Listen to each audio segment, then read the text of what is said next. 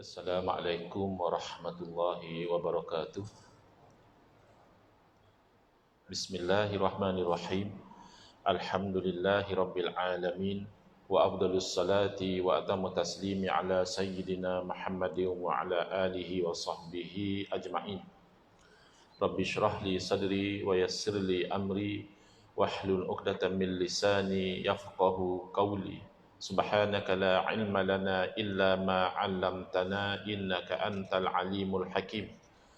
Allahumma akhrijna min zulumatil wahmi wa akrimna binuril fahmi waftah alaina bima'rifatil ilmi wa sahhil akhlaqana bil hilm waj'alna mimman yastami'una al-qawla fayattabi'una ahsanah. Allahumma ati nufusana taqwaha wa zakkiha anta khairu man zakkaha anta waliyuha wa maulaha. Allahumma arinal haqqa haqqan warzuqna ittiba'ah wa arinal batila batilan warzuqna ijtinabah. Allahumma anfa'na bima 'allamtana wa 'allimna ma yanfa'una wa zidna ilman wa huda. Amma ba'd. Alhamdulillah, muslimin hadirin Jumaat yang saya hormati.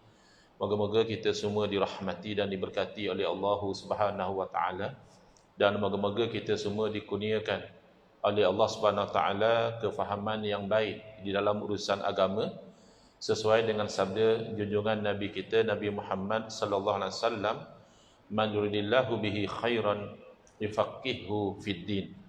Barang siapa yang Allah nakkan dengan dia kebaikan, nescaya Allah beri dia faham dalam urusan agama.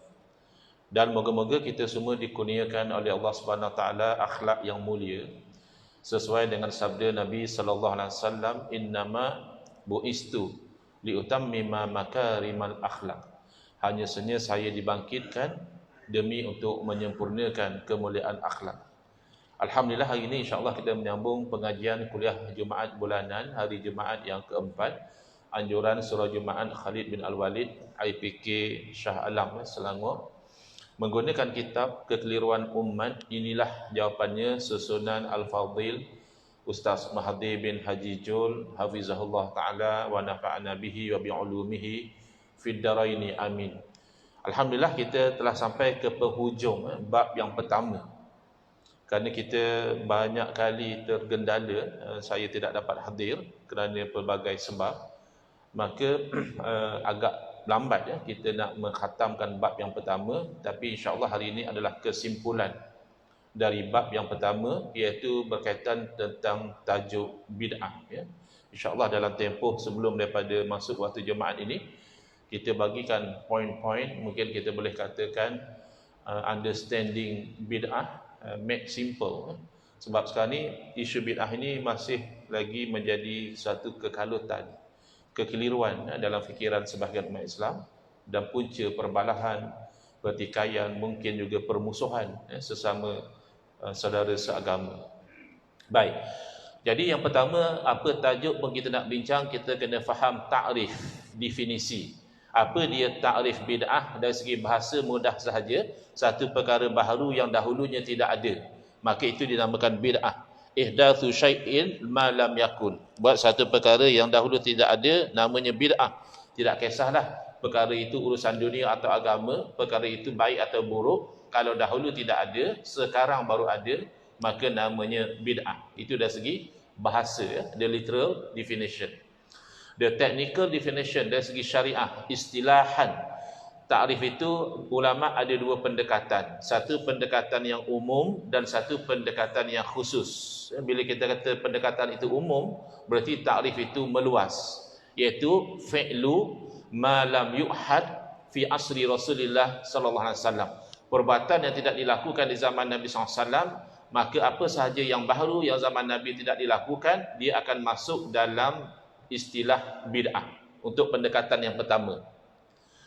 Kemudian pendekatan yang kedua khusus. Dia menyempitkan bid'ah hanya kepada perkara baharu, yakni zaman Nabi tidak dibuat, tetapi dia tambah lagi, iaitu yang tidak ada dalil menyokong. Dia ada ekstra. Jadi kalau benda tu baru, tapi ada dalil menyokong, itu tidak dinamakan bid'ah. Itu bid'ah ini uhditha mimma la asla lahu fi syari'ati yadullu alaihi. Itu takrif bid'ah yang sempit. Satu perkara yang baharu yang diadakan yang tidak ada asal, tidak ada sumber syarak yang menunjukkan kepadanya. Wa amma ma kana lahu aslun fi syari'ati yadullu alaihi falaisa bi bid'atin syar'an. Adapun kalau perkara itu baharu, zaman Nabi SAW tidak dilakukan, tetapi ada asal dia, ada dalil syarak yang menyokongnya, maka itu tidak dinamakan bid'ah dari segi syarak. Wa in kana bid'atan lughatan, walaupun dari segi bahasa ia bid'ah lah juga, kerana benda baru. Tapi kalau dari segi syarak, pendekatan yang kedua, mereka tidak nak namakan bid'ah satu perkara yang baharu tetapi ada dalil yang menyokong. Jadi perbezaan antara dua pendekatan ini hanya khilaf lafzi, hanya perbezaan pada menentukan istilah, tapi dari segi practical consequence tidak ada beza. Kedua-dua kumpulan ulama ini menerima bahawa tidak semua perkara baharu haram, hanya perkara baharu yang tidak disokong oleh dalil saja itu dilarang. Kalau perkara baharu itu disokong oleh dalil, maka tidak dilarang. Istilah berbeza.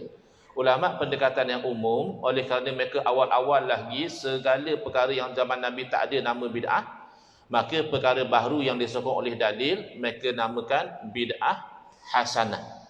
Bid'ah kenapa? Kerana baru. Hasanah kenapa? Kerana ada dalil yang menyokong. Sementara perkara baharu yang tidak ada dalil menyokong namanya bid'ah yang dolalah ataupun bid'ah sayyi'ah, perkara baharu yang buruk. Perkara baharu yang dinamakan bid'ah hasanah di sisi ulama yang mengambil pendekatan umum tidak dinamakan bid'ah langsung oleh ulama yang mengambil pendekatan khusus, kerana bagi mereka bid'ah ini hanya kalau tak ada dalil. Sementara yang dinamakan bid'ah yang dikatakan bid'ah sayyi'ah oleh ulama pendekatan yang pertama cukup disebut bid'ah saja. Oleh ulama pendekatan yang kedua, kerana daripada awal lagi mereka sudah takrif bid'ah ini perkara baharu yang tak disokong oleh dalil. Jadi bila sebut bid'ah understood, ini perkara baharu yang tidak baik. Jadi sebagaimana saya sebutkan tadi, ini khilaf lafzi, ya. Istilah berbeza tapi dari segi hukum sama. Kalau perkara baharu bercanggah dengan syarak tak boleh buat. Perkara baharu yang tidak bercanggah dengan syarak boleh buat. Selesai takrif. Poin yang kedua adalah pembahagian bid'ah. Semenjak daripada zaman salaf lagi, ya, ulama membahagikan bid'ah kepada dua. Jadi silap besar golongan yang mengaku ikut salaf tetapi mereka menolak pembahagian bid'ah kepada dua. Ya, jadi dakwaan itu menjadi dakwaan yang palsu lah. Kalau betul kamu ikut salaf, kamu akan aware bahawa semenjak zaman salaf, misalnya Al-Imam Asy-Syafi'i rahimahullah ta'ala dengan jelas membahagikan bid'ah kepada dua. Imam Syafi'i masya-Allah tabarakallah memberi penerangan tentang bid'ah ringkas tapi jelas. 3 poin saja. Poin yang pertama kata Imam Syafi'i rahimahullah ta'ala, al-bid'atu bid'atani. Perkara bid'ah dua jenis bid'ah. Poin yang kedua, mahmudatun wa mazmumatun. Maknanya yang dua jenis tadi, satu itu terpuji, baik, satu lagi terkeji, buruk. Poin yang ketiga dan terakhir, fama wafaqas sunnata fahuwa mahmudun wa ma khalafaha fahuwa mazmumun. Maknanya perkara bid'ah yang baharu yang selari dengan sunnah, yakni selari dengan ajaran Nabi, itu terpuji. Dan mana-mana perkara bid'ah yang bercanggah dengan sunnah, yakni bercanggah dengan ajaran Nabi, maka itu terkeji. Selesai. Secara konseptual ni dah selesai. Cuma nak tahu perkara baharu itu selari atau tidak dengan sunnah, itu kerja para alim ulama. Kerana itu perkara baharu. Kalau perkara yang berlaku zaman Nabi SAW sudah ada indikasi daripada Nabi SAW, dilarang, dibenarkan. Tapi ini perkara baharu tidak berlaku di zaman Nabi SAW, maka warasatul anbiya, pewaris Nabi lah yang mengambil tugas mengenal pasti adakah perkara baharu itu selari dengan ajaran Nabi SAW ataupun bercanggah. Itu pembahagian bid'ah kepada dua. Tetapi seterusnya, poin yang ketiga, kena diingat bid'ah bukan hukum. Bid'ah adalah istilah merujuk kata benda itu baru. Adapun hukum syarak yang taklifi, hukum syarak yang menyangkut perbuatan orang mukallaf ada 5. Kalau disuruh buat tidak ada pilihan, buat dapat pahala, tak buat berdosa, namanya wajib. Kalau disuruh buat tapi ada kelonggaran, buat dapat pahala, tak buat tidak berdosa, namanya sunat ataupun mustahab. Kalau diberi pilihan nak buat boleh, tak nak buat pun tidak masalah, itu namanya mubah, harus. Kalau disuruh tinggal, jangan buat, tidak ada pilihan. Kalau kamu buat juga berdosa, itu namanya haram. Kalau disuruh tinggal, jangan buat, tapi masih ada pelanggaran, maknanya kalau buat tidaklah berdosa, itu namanya makruh. Maka inilah 5 hukum syarak. Apabila sesuatu perkara baharu ditimbang dengan neraca hukum, akan terbahagilah bid'ah itu kepada 5. Kalau wajib buat perkara baharu, maka itu namanya bid'ah wajibah, perkara baharu yang kena buat. Contoh, untuk orang yang nak faham Quran hadis, wajib belajar nahu bahasa Arab. Zaman Nabi SAW, orang tidak belajar nahu. Kerana nahu itu telah embedded dalam diri masing-masing. Mereka orang Arab pure. Ya, tanpa mereka belajar nahu pun, mereka sudah boleh faham Quran hadis. Tapi setelah itu, kalau tak belajar nahu, tidak boleh faham Quran hadis. Sedangkan faham Quran hadis itu wajib. Untuk orang yang nak faham Quran hadis, dia kena belajar nahu. Maka belajar nahu menjadi satu bid'ah yang wajibah. Bid'ah yang sunat sebagai contohnya buat sekolah, buat universiti. Kenapa? Kerana dia membantu kepada perkara yang wajib. Asalnya dapat ilmu tak mesti sekolah universiti. Ada orang jadi alim belajar di rumah ustaz. Ada orang jadi alim belajar di masjid. Tapi kan sekolah dan universiti ini membantu, maka ia hukumnya sunat. Ada bid'ah yang harus, seperti kita ni bermewah-mewah bab makan. Ya, kata orang beza kita makan dengan Nabi SAW, bagi dia makan sikit-sikit, kita sikit-sikit makan. Sikit-sikit makan tu bid'ah. Zaman Nabi SAW, sahabat Nabi SAW sendiri makan sedikit. Ada kalanya hari-hari Nabi tidak makan. Masyhur, ada kalanya Nabi SAW mengikat batu di perut untuk menahan rasa lapar. Ya, kita memang tidak sempat lapar, sejak-sejak mengetih, sejak-sejak mengopi. Tapi tidak ada pula dalil yang melarang. Maka ini perkara baharu yang harus. Bermewah-mewah dari segi pakaian. Ya. Satu hari mungkin 2 helai pakaian kita pakai. Zaman Nabi tidak berlaku. Bahkan ada orang 1 helai pakaian kongsi dengan isteri. Dia semayang, dia pakai. Nanti dia habis semayang, dia bagi isteri dia pula pakai untuk semayang. Maka bermewah-mewah pakaian itu bid'ah. Tetapi bid'ah yang tidak dilarang, maka hukumnya harus. Ada juga bid'ah yang makruh. Sebagai contoh, membuat ukiran-ukiran di masjid. Ya, zaman Nabi SAW, masjid simple saja, tidak ada yang diukir-ukir itu. Maka ukiran itu hukumnya bid'ah yang makruh kerana tidak membantu kepada tujuan masjid.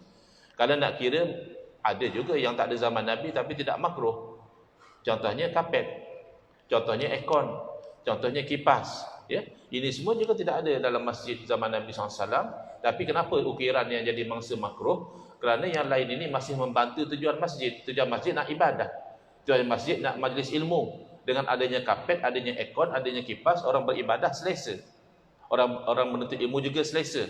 Tapi kalau ukiran tidak membantu, bahkan boleh menghilangkan kekhusyukan seseorang. Misalnya tengah solat, nampak ukiran, teringat, terfikir tentang ukiran, maka hukum asalnya adalah makruh. Ada bid'ah yang haram, seperti ada orang menyeru solat jemaat hari Sabtu. Kata dia hari Jumaat kalau solat jam, itu haram. Kerana solat jemaat wajib hari Jumaat. Ada orang menyeru supaya buat haji sepanjang tahun. Kerana kata dia kalau haji bulan haji nanti dalam puasa sak, berlaku rempuhan lah, orang mati dan sebagainya. Jadi throughout the year benarkan orang pergi buat haji. Ya, ini juga bid'ah yang haram.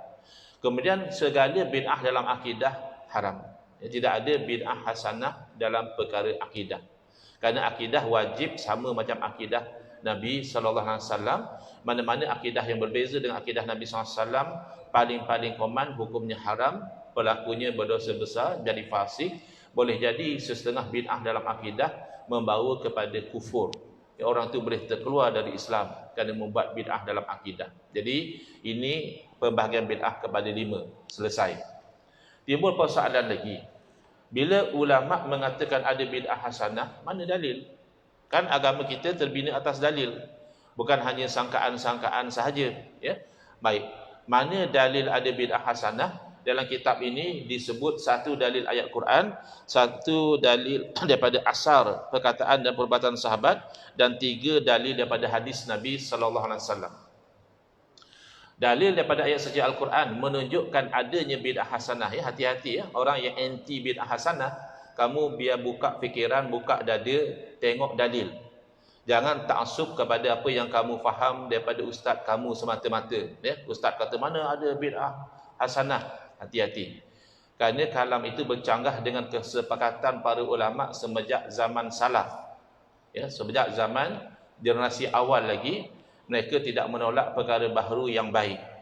Istilah nak nama bid'ah hasanah, tak nak nama bid'ah itu terpulang. Baik, apa dalil bid'ah hasanah? Pertama, ayat suci Al-Quran dalam suratul Hadid, Allah Ta'ala berfirman, wa rahbaniyah tadi ibtada'uha. Wa rahbaniyah, ini rahbaniyah maknanya cari hidup kependetaan. Ibtada'uha. Orang-orang Nasara lah yang membuat bid'ah itu. Ibtada' makna buat bid'ah. Ma katabnaha alaihim. Kami tidak menetapkan mereka kena hidup cara kependetaan, tidak. Tapi mereka sendiri yang buat bid'ah itu. Kenapa? Illa btigha'a ridwanillah. Tidak ada tujuan lain kecuali nak dapat ridha Allah. Kerana pada masa itu orang Nasara diuji dengan pemerintah yang zalim, yang bergelumang dengan maksiat. Maka sebahagian daripada mereka itu menjalankan amal makruf nahi mungkar, malangnya bukan saja nasihat tidak diterima, yang menasihati dibunuh. Yang menasihati supaya tinggalkan maksiat dibunuh oleh pemerintah pada masa itu. Maka yang selamat tersepit. Kalau hidup dalam masyarakat tidak mencegah daripada kemungkaran, agama rosak. Kalau hidup dalam masyarakat menjalankan amal makruf nahi mungkar, nyawa melayang. Sedangkan ini dua perkara perlu dijaga. Agama kena jaga, nyawa juga kena jaga. Maka apa yang mereka buat untuk keluar daripada dilema ini, mereka duduk jauh daripada masyarakat yang bermaksiat supaya tidak terlibat dengan maksiat, lalu mereka fokus kepada ibadah. Ini namanya rahbaniyah. Baik, apa kaitan dengan bid'ah hasanah? Kaitannya adalah sambungan daripada ayat itu, fama ra'auha haqqa ri'ayatiha. Setelah elok mereka hidup secara rahbaniyah, jauh dari maksiat, fokus pada ibadah, mereka tidak lagi memenuhi hak-hak rahbaniyah itu. Mereka sudah mula hanyut dengan dunia semula. Maka ketika itu Allah melabelkan mereka sebagai orang fasik. Allah mengeji perbuatan mereka. Maka apabila mereka dikeji meninggalkan rahbaniyah, berarti rahbaniyah itu baik. Kerana manusia ni dipuji kalau tinggal benda buruk dan dikeji kalau ditinggal benda baik. Sekarang Allah tidak keji mereka ketika mereka buat rahbaniyah. Allah keji mereka ketika mereka meninggalkan rahbaniyah. Terbukti rahbaniyah itu baik. Dan rahbaniyah dengan nas Al-Quran bid'ah. Berarti difahami daripada ayat suci Al-Quran ini sebagaimana disebut oleh Al-Imam Al-Qurtubi rahimahullah taala dalam Al-Jami' li Ahkamil Quran, kata beliau hadhil ayah tadullu ala anna kulla muhdatsatin bid'atun. Ayat ini menjadi dalil bahawa setiap perkara baru dinamakan bid'ah. Wa yambaghi liman yuhdisa khairan ayyaduma alaihi. Dan sayugialah bagi sesiapa yang membuat satu perkara baru yang baik, wajar dia mengekalinya supaya tak berlaku sebagaimana orang-orang Nasara dah dia buat benda baik dia tinggalkan, maka dikeji oleh Allah Taala. Itu dalil pertama. Dalil kedua daripada hadis Nabi SAW baginda bersabda, man ibtada'a dhalalatan la yardaha Allah wa la rasuluhu kana alaihi mislu asami man amila biha wa la yankusu zalika min auzarihim syai'. Man ibtada'a dhalalatan, barang siapa yang membuat satu bid'ah yang sesat, yang macam mana tu? Yang Allah dan Rasul tidak redha kepada bid'ah itu, maka dia mendapat dosa dan dosa orang yang melakukan perbuatan tersebut. Baik. Apa kaitan dengan bid'ah hasanah? Hadis cerita tentang bid'ah yang sesat. Baik. Di sinilah para ulama memahami hadis dengan pelbagai kefahaman. Maka ada satu kefahaman dipanggil mafhum mukhalafah. Kefahaman sebalik daripada apa yang disebut. Ya, sebagai contoh yang mudah insya-Allah, katakanlah selepas daripada solat Jumaat, imam membuat pengumuman. Ya, kata imam kepada para jemaah yang berusia tidak lebih dari 40 tahun diminta tunggu sekejap dalam surau. Ya, itu pengumuman daripada imam, jemaah yang umurnya tidak lebih 40 tahun tolong tunggu sekejap dalam surau. Datang seorang jemaah umur dia 60 tahun. Dia kata, "Tuan Imam, saya ni umur sudah 60. Saya kena tunggu atau tidak?" Jadi imam jawab, "Tadi kan saya sudah buat pengumuman." Jadi kata jemaah itu, "Yalah, imam cakap yang tak lebih 40 sila tunggu. Adapun yang lebih 40 macam saya ni, imam tak cerita pun kena tunggu ke tidak." Dia cakap macam itu. Tentulah imam akan terfikir, fahamlah. Kalau saya sebut yang tak lebih 40 sila tunggu, understood lah, impliedly yang lebih 40 tak payah tunggu. Itu namanya dalam istilah ijtihad atau istinbat, mafhum mukhalafah. Sesuatu yang difahami secara implied. Ya. Expressly adalah yang kurang 40 sila tunggu. Impliedly yang lebih 40 tak payah tunggu. Jadi expressly yang buat perkara bid'ah yang dalalah, maka itu akan mendapat dosa. Maka impliedly yang buat satu perkara bid'ah yang tidak dalalah itu mendapat pahala. Baik, macam mana nak tahu dalalah atau tidak? Jawabnya berdasarkan hukum Quran, sunnah, ijma', qiyas dan lain-lain sumber hukum yang dijadikan alat untuk mengenal pasti satu perkara itu apa hukumnya. Kemudian dalil daripada hadis Nabi SAW. Ini menarik ya. Dalil yang sama dipegang oleh mereka yang menolak adanya bid'ah hasanah dan dipegang oleh mereka yang menerima adanya bid'ah hasanah. Hadis yang sama, tapi cara memahami berbeza. Iaitu hadis sahih riwayat Imam Bukhari dan Imam Muslim rahimahumullah, man ahdasa fi amrina hadza ma laisa minhu fahuwa raddun. Maknanya, barang siapa yang mengadakan satu perkara baharu dalam urusan kami ini, yakni urusan agama, ma laisa minhu, apa yang bukan dari agama, maka perkara itu tertolak. Biasanya orang yang anti kepada bid'ah hasanah, tak mahu terima bid'ah hasanah, dia terjemah tidak habis. Dia akan terjemah, barang siapa yang mengadakan satu perkara baharu dalam urusan agama, maka perkara itu tertolak. Maka kalimah ma laisa minhu dia tidak terjemah. Padahal ma laisa minhu itu pivotal. Dia akan menentukan. Ma laisa minhu maknanya perkara yang bukan dari agama. Berarti kalau perkara baharu yang diadakan itu minhu dari agama, maka ia tidak tertolak. Maka bukan automatik dia buat satu perkara baharu tertolak. Maknanya kita ignore kata-kata Nabi seolah-olah kata-kata Nabi SAW itu tidak ada makna. Padahal ma laisa minhu itu ada makna. Itu yang menentukan tertolak atau tidak satu perkara baharu, kena dipastikan adakah dia dari agama atau tidak. Baik, masa tidak banyak ya. Jumaat 1.14. Mungkin kesimpulan tu tidak sempat untuk disimpulkan keseluruhan pada hari ini, tapi saya cuba at least berkaitan dengan dalil ya. Sebagai contoh, sepakat di kalangan umat Islam bahawa sambutan Maulid Rasul SAW sebagaimana yang kita sambut sekarang baharu. Tak berlaku di zaman Nabi SAW. Maknanya bila Maulid Rasul je kita buat ceramah maulid, kita buat jamuan makan, kita buat majlis selawat, kita buat qasidah, bahkan ada tempat-tempat buat perarakan Maulid Rasul. Itu sepakat tidak berlaku di zaman Nabi SAW. Tidak berlaku di zaman Khulafa' ar-Rasyidin. Dengan arti kata lain, sambutan Maulid Rasul bid'ah, perkara baharu. Yang tidak sepakat, apa hukumnya? Boleh ke tak boleh? Maka ada sebahagian kata oleh kerana perkara itu baharu, Nabi tidak buat, Khulafa' ar-Rasyidin tidak buat, haramlah. Tak bolehlah kita buat. Tetapi ramai ulama yang mengambil kira ini. Minhu am laisa minhu. Sambutan Maulid Rasul ni ada tidak asalnya daripada agama atau tidak ada asal. Maka konsep sambutan itu sendiri ada asal sekurang-kurangnya daripada ayat suci Al-Quran dan perbuatan Nabi SAW sendiri. Ayat suci Al-Quran firman Allah Ta'ala, Qul bifadlillahi wa birahmatihi fabidzalika falyafrahu. Katakanlah dengan dua perkara, dengan kurniaan dan rahmat Allah, hendaklah mereka itu bergembira. Allah perintah manusia supaya bergembira dengan dua. Satu kurniaan dan satu rahmat Allah. Dalam kitab tafsir menyebutkan kurniaan dan rahmat Allah merujuk kepada Al-Quran dan Al-Islam. Kedua-duanya kita dapat melalui siapa? Melalui Nabi SAW. Bahkan sahabat Nabi Sayyidina Abdullah bin Abbas radhiyallahu anhu mengatakan rahmatihi dalam ayat adalah Nabi SAW berdasarkan ayat yang lain, wa ma arsalnaka illa rahmatan lil alamin. Maknanya Allah menamakan Nabi itu sebagai rahmat.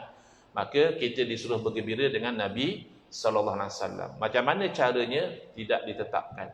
Beza kalau solat, Allah suruh solat ada cara dia. Allah suruh haji ada cara dia. Allah suruh bergembira, Allah tidak tetapkan.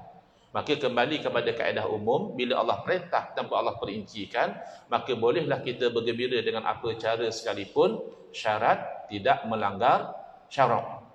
Itu syarat utama. Contoh, tapi tidak berlakulah setahu saya setakat ini, harap-harap tidak akan berlaku. Contoh, kalau ada orang buat semetar madu Rasul, lalu dibuat majlis tari menari, atau pertandingan Ratu Cantik Maknyah misalnya. Kenapa buat pertandingan Ratu Cantik Maknyah ni? Peringkat Shah Alam. Kerana sempena Maulidul Rasul. Hukumnya haram, perbuatan itu bid'ah, sayyi'ah, dolalah. Kerana perkara baru yang bercanggah dengan agama. Tapi apa yang dibuat oleh kita, tidak sebagaimana yang dicontohkan tadi. Baik, apa yang kita buat? Sambutan adalah ceramah. Baik, sebelum saya lupa, dalil kedua sambutan Maulid Rasul adalah Nabi SAW sendiri menyambut hari jadi baginda ketika ditanya oleh para sahabat, kenapakah baginda SAW rajin berpuasa pada hari Isnin? Nabi SAW menerangkan, zaka yaumun wulidtu fihi. Hari Isnin itulah hari saya dilahirkan. Maka konsep meraihkan hari lahir itu ada. Cuma kalau kita puasa hari Isnin tidak ada pertikaian. Kita buat ceramah.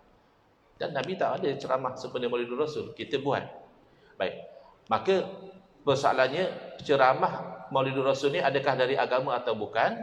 Ceramah Maulidul Rasul sebenarnya adalah tazkirah, peringatan. Fazakir fa inna zikra tanfa'ul mu'minin. Bagilah peringatan, peringatan itu memberi manfaat kepada orang mukmin. Oh, kalau begitu tazkirah masih daripada agama. Selawat adakah daripada agama? Jelas ya, nanti khatib akan baca insya-Allah, innallaha wa malaikatahu yusalluna 'alan nabi ya ayyuhalladzina amanu sallu 'alaihi wa sallimu taslima. Orang beriman, hendaklah kamu selawat dan salam kepada Nabi. Selawat seorang-seorang boleh, ramai-ramai boleh. Selawat sempena Maulid Rasul boleh, selawat pada masa yang lain juga boleh. Kemudian qasidah. Qasidah ini tergantung hukumnya, cara dia buat dan lirik yang diqasidahkan.